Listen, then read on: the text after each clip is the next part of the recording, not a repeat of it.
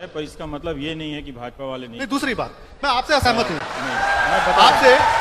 मैं बता रहा हूँ आप कहते हैं कि भगत सिंह से कोई शायद बड़ा नेता मिलने नहीं गया। प्रधानमंत्री एक सेकंड, अरुंधति रॉय का एक इंटरव्यू आया, ठीक, वो किसी पाकिस्तान के रेडियो से चला था और पाकिस्तान के वेबसाइट से चला था, ऑल्ट न्यूज़ पे ये डॉक्यूमेंटेड है।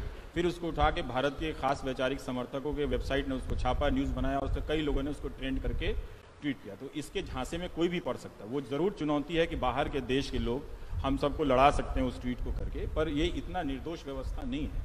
मैं बार बार कह रहा हूँ, इस पिक्चर को मत भूलिए कि जिसका स्ट्रक्चर बहुत बड़ा है, जिसके पास ह्यूमन रिसोर्स बहुत बड़ा है, अगर खुद एक पार्टी का राष्ट्रीय अध्यक्ष ये कह रहे हैं कि 32 लाख लोग हमारे व्हाट्सएप पे हैं और हम कुछ भी कर सकते हैं, कि एक अफवाह फैल गई कि अखिलेश ने मुलायम को चांटा मारा, वो उदाहरण तो वही दे रहे हैं, मैंने तो नहीं दिया है। उन्हें इस तरह का, उसने इसका क्या संभव है? कोई संपूर्ण इसका नहीं, इस तरह का उदाहरण उन्होंने फैलाई है। मैं दूसरा कहता हूं, नहीं, उन्होंने खुद दिया है ये उदाहरण। उन्होंने कहा कि ऐसी अफवाह फैल रही है, हमने फैलाई है। उन्होंने कहा कि हमारी पार्टी के जिला के लोगों ने ट्वीट किया। आप उसका बयान को ठीक से पढ़िए, मैं उसको निकाल के पढ़ा सकता हूँ, मैं पढ़ा दूंगा। अब मैं वो वाली बात कहूंगी, नहीं, पॉलिटिकल पार्टी से हूं नहीं, मुझे लेना देना भी नहीं, मगर मैं ये भी कहूं, जैसे कांग्रेस के नेता कहते हैं कि जाए हमारी पार्टी तेले, वो कहीं भी जाए हमें मतलब नहीं है। मैं सच आपको बताना चाहूंगा, किसी और पार्टी के नेता नहीं कर रहे हैं। एक सच सुनिए, आप कहते हैं कि प्रधानमंत्री एक ये इतिहास का वर्जन है कि भगत सिंह से मिलने कोई बड़ा नेता नहीं गया, या वो ये कहते हैं, जब ये कहते हैं, जब कांग्रेस कहती है कि नेहरू जी और गांधी जी के कारण आजादी मिली, जो एक इतिहास मैं भी मानता हूं उनका बहुत बड़ा योगदान था, और बिना खड़क बिना ढाल हमें आजादी मिल गई, ये हमेशा हमें पढ़ा गया। अगर भारत का प्रधानमंत्री उठ के ये बोलता है कि आजादी के अंदर नॉन वायलेंस के अलावा जो आर्म स्ट्रगल था उसका भी योगदान था, सुभाष चंद्र बोस और भगत सिंह ने भी आजादी में योगदान दिया, तो मुझे लगता है 50 साल से जो इतिहास हमें पढ़ाया गया है वो फेक न्यूज़ है। गलत इतिहास की किताब पढ़ी है, मैंने अभी कहा। तो खाली जो आपका इतिहास है कि खाली नेहरू और गांधी जी, आपने कहा कि पटेल साहब ने जब वो बंबई गए उससे पहले अपने सेक्रेटरी को बुला के कहा कि नेहरू से कितने भी मतभेद हो उनका साथ मत छोड़ना। अगर कोई व्यक्ति ये कहे कि देखिए उनके बीच में मतभेद तो थे, तो फिर उसमें फेक न्यूज कहां है? इसीलिए मैं बता रहा हूं, जो पॉलिटिकल टीका टिप्पणी है उसको फेक न्यूज की कैटेगरी में मत लेके आइए। इतिहास के वर्जन को जितेंद्र सुनिए, आप सुनिए, अब मैं कुछ बोलना चाहूंगी। देखिए, पहली बात तो अब उस पर बात करना चाहेंगे, जो हम यहाँ पे सब बैठे जितने लोग हैं, हम सबके अंदर वो चीज है कि आप अपने अपने रुझान के हिसाब से आप तय करते हैं कि जो सामने वाला बोल रहा है वो सच है, जो सामने वाला बोल रहा है वो झूठ है। कोई जरूरी नहीं है कि जो एक व्यक्ति वो कह रहा है आप उसको उसी टाइम समझ लें, उसी टाइम जान लें और उसी को मतलब मान लें कि यही सच है। तो आप वो आज सारे लोग वही कर रहे हैं। मैं यही कह रहा हूँ, मुझे सामने कहने में कोई दिक्कत नहीं है, क्योंकि मुझे पिटने की संभावना कहीं भी है। इतिहास को जब भी इस भावुकता से पेश किया जाए, वो हमेशा ही इतिहास नहीं होता है। कहीं भी इतिहास को अगर आप प्रोफेशनल बड़े हिस्टोरियन की किताबें पढ़ेंगे तो वो किसी का महिमा मंडन बेवजह वो नहीं करता है। राजनीतिक दल जरूर करते हैं, कांग्रेस के पोस्टर पर सरदार पटेल नहीं होंगे, इनके पोस्टर पर होंगे, वो सब करते रहते हैं। लेकिन जो इतिहास की प्रोफेशनल ट्रेनिंग है उसमें खुद ही इतना कंपटीशन है कि एक मैंने जैसे कहा कि सरदार बोस पे ही कई किताबें, राइट लेफ्ट हर तरह के इतिहास के लोगों को लिखे हुए, जिन लोगों ने सरदार भगत सिंह की जेल डायरी और किताबों का संकलन किया है वो और भी लोग थे, मतलब उनका वो कुछ और भी लोग उनसे कहा जा सकता है। तो सरदार भगत सिंह हर जगह हैं, कम्युनिस्ट पार्टी में भी हैं, आरएसएस में भी हैं, कांग्रेस में भी हैं, वो सब जगह हैं। और कई बार जब जाटों का महासम्मेलन होता है तो वहाँ भी फोटो होता है, जैसे कुर्मी जाति का महासम्मेलन होता है, नीतीश कुमार ने किया था 2014 से पहले, तो वहाँ भी सरदार पटेल की तस्वीरें थी। तो हम अपने नेताओं का राजनीतिक स्तर पर अलग अलग करते हैं, लेकिन हम छात्र हैं। अगर आप में से कार्यकर्ता हैं, कोई राजनीतिक है, तो पूरा आपका अधिकार है, जो आपकी पार्टी का है वो आप मानते रहिए। लेकिन हम छात्र हैं, तो हम हिस्ट्री को इस इमोशनल क्वेश्चन से अगर आप देखने लगेंगे तो यही है, वो फेक न्यूज, फेक इमोशनैलिटी के ट्रैप में फंसेंगे और फिर तालियां बजाएंगे। और जो आप देखिए कितना आसान है, ताली आपने इनके लिए भी बजा दी, वही जनता मेरे लिए भी बजा दी। तो प्लीज मत कीजिए ये काम, प्लीज रैशनैलिटी को लाइए, तार्किकता को लाइए, थोड़ा सा समझिए हमने क्या कहा, इन्होंने क्या कहा, खुद परखिए। मैं बार बार कह रहा हूं कि किसी पे आंख बंद करके भरोसा मत कीजिए, थोड़ा मेहनत कीजिए, आपको पता चलेगा कि कहां क्या नाइंसाफी हुई है, कहां क्या कुछ हुआ है। खुद भी सोचिए कि क्या आप इन नफरत की बातों से, फेक न्यूज की बातों के हटा के क्या आप किसी नेता को पसंद नहीं कर सकते हैं? आप इतने कमजोर कब हो गए, है ना? तो एक बात ये सोचिए। दूसरी बात, पूरी तरह से सहमत हूं और ये करना चाहिए, आपको करना है, क्योंकि ये लड़ाई जो है आप पे कब्जा करने की लड़ाई है, ठीक?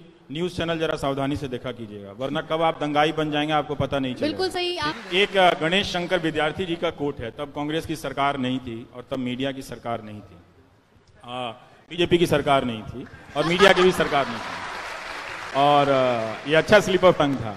लेकिन देखिएगा कि लोकतंत्र इतिहास में कई बार खतरे में पड़ा है और कई बार उभर कर भी आया है।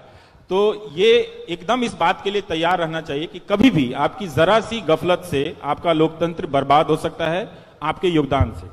तो और मीडिया किस तरह का खेल करता है कि पहला एडिटोरियल है उनका प्रताप साहब का, प्रताप अखबार में जो कानपुर से निकला था, गणेश शंकर विद्यार्थी का, वो लिख रहे हैं, वैसे अभी यहाँ पूरा अंधकार नहीं हुआ है किंतु लक्षण वैसे ही दिखते हैं। ये 1913 है। इसके बाद यहाँ के समाचार पत्र भी मशीन के समान हो जाएंगे और उनमें काम करने वाले पत्रकार मशीन के पुर्जे। इसके फलस्वरूप ना व्यक्तित्व रहेगा और ना ही सत्य असत्य का अंतर। कितने महान व्यक्ति थे। अन्याय के विरुद्ध डर जाने और अन्याय के विरुद्ध लड़ जाने और न्याय के लिए आफतों के बुलाने की चाह नहीं रहेगी। आप इतने कमजोर हो जाएंगे। जैसे आप पूछते हैं ना, आप इतना कैसे बोल लेते हो, ये सवाल ही आपको बताता है कि आप एक नागरिक के रूप में समाप्त हो चुके हैं। सरकारों ने आपको डराकर समाप्त कर दिया है। तो ऐसा सवाल कभी किसी से मत पूछिएगा। ये कहिएगा मैं जितना नहीं डरती हूं उससे कम तुम क्यों डरते हो, ये सवाल पूछा कीजिए। तो ये लिख रहे हैं कि सिर्फ रह जाएगा खींची हुई लकीरों पर चलना। ये गणेश शंकर विद्यार्थी जी का कथन है। तो हमको याद रखना चाहिए, भारत के टेलीविजन को, खासकर हिंदी अखबारों को, हिंदी टेलीविजन को बहुत ही सावधानी से देखिए। अगर जरा सी चूक आपने की तो आप जिन महान लोगों की कुर्बानियों पे, उनकी मूर्तियों पे शान करते हैं, उनकी शान में आप गुस्ताखी कर देंगे। हम पढ़ रहे हैं। मीडिया ने ही सिखाया कि किससे आपको सवाल नहीं करना है। मीडिया ने ही बहुत सारी खबरें गायब कर दी। तो जो नो न्यूज़ है वो भी एक तरह का फेक न्यूज़ है कि अगर आप असली चीज़ें ना जान के कुछ और चीज़ें जान रही हैं या आपको बताया जा रहा है।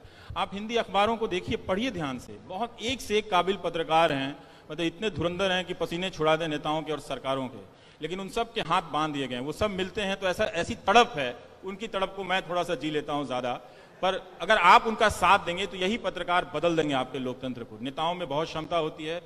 हमारा न्यूज़ चैनल खासकर और मीडिया, मैं बहुत जिम्मेदारी से कह रहा हूँ, जो मुझे पिछले 4 साल में दिखा है और उसके पहले जिस तरह से उसमें गिरावट आ रही थी, वो बहुत होशो हवास में सोच समझ के भारत के इस अर्जित लोकतंत्र को, जिसको पाने के लिए लोगों ने काला पानी की सजा भुगती, उसको बर्बाद कर रहा है। ये बात मैं ताली बजवाने के लिए नहीं कह रहा हूँ, ताली मत बजाइएगा। आपके अखबारों के संपादक, आपके पत्रकार, उनके मालिकान, ये सब मिलकर इस लोकतंत्र को बर्बाद करने में लगे हुए हैं। अगर आप बतौर नागरिक नहीं उठकर खड़े हुए, इस झूठ से नहीं लड़ पाए, लड़ाई आपकी है कि क्या आप इस झूठ से लड़ पाएंगे, और हारना आपकी नियति है, तो आप इस नियति को बदल पाएंगे। 150 साल पहले किसी ने सोचा था कि हम नियति को बदल पाएंगे, लेकिन लंबी लड़ाई थी तो बदली थी। तो ये बहुत ज़रूरी है कि आप इन न्यूज़ चैनलों की हरकतों को समझें, इनके जो स्लोगन्स हैं, किस तरह से हिंदू मुस्लिम नफरत की बातें हो रही हैं। क्या आपने यही हिंदुस्तान चाहा था? वो तो जो हो गया 1947 में, वो क्या आपको 2019 में फिर से चाहिए? क्यों चाहिए? और फिर जो सचिवालय के बाहर प्रदर्शन कर रहे हैं नौकरी वाले, उनको क्या चाहिए? उनको तो नौकरी चाहिए ना। तो अपने सवालों को मत बदलने दीजिए, मत भटकने दीजिए। तो मैं जिम्मेदारी से कहता हूं कि हिंदी न्यूज़ चैनल आपको बर्बाद कर रहे हैं। सबसे पहले आपको दंगाई बना रहे हैं। अंग्रेजी भी आ गए उसमें, और अंग्रेजी भी आ गया है, पर तो मैं हिंदी का हूं तो अंग्रेजी मैं है। उसकी खबर ज्यादा रखता हूं। पर आप अंग्रेजी से भी, और ये बात कोई लाग लपेट का नहीं है। आप अगर जरा सतर्क हो जाएंगे तो यही सब चीज अच्छा हो जाएगा। और आपके नेताओं में बहुत संभावना है कुछ नया और बड़ा कर देने के लिए। उनके पास लाखों की संख्या में सरकारी कर्मचारी हैं। तो आप अपना सही डिमांड जरा सा बड़ा कीजिए। इन भावनात्मक मुद्दों को छोड़िए। शर्म आनी चाहिए कि एक फिल्म पे, पद्मावत पे, इस देश में 3-3, 4-4 हफ्ते चर्चा हुई है और लड़के लाठी खा जाते हैं यहाँ पे नौकरियों के लिए, उसकी एक तस्वीर टीवी पे नहीं चलती है। अगर ऐसा भारत, अगर ऐसा मीडिया आपको चाहिए, आपको मुबारक। मैं आपको बोल के जा रहा हूँ, आपने अपने गर्दिश के दिन तय कर रखे हैं। शायद उसका बुलावा जो है वो आप और तेजी से चाहते हैं कि वो और जल्दी आ जाए, ताकि हम बर्बादी जो है, जिसकी हमने चाह की थी, हम ओढ़ लें। अब हमको जाने दीजिए।